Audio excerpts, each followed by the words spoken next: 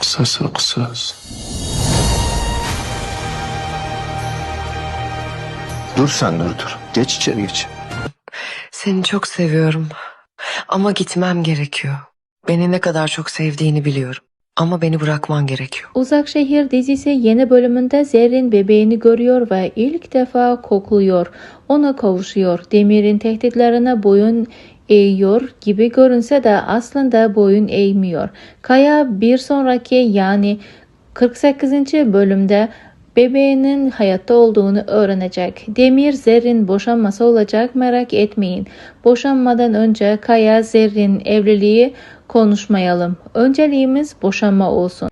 Yeni bölümde Albora ailesinin tamamı bebeği öğrenecek. Zerrin ise Albora konağına gelecek ve sonra boşanma olacak. Bebeği kaçırdı vesaire gibi suçlamalarla çabuk boşanma olacak. Zerrin Demir'e dönmeyecek.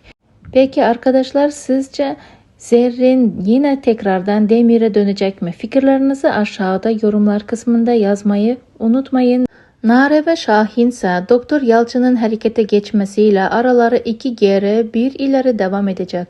Nare'ye hediye almaya, çiçek almaya, sürpriz yapmaya devam edecek olan Yalçın, Şahin'i çıldırtmaya devam edecek. Onun amacı Şahin ve Nare ayrılığı olsa bunu başaramayacak. Peki yakında Şahin ve Nare'ye bebek müjdesi gelecek mi?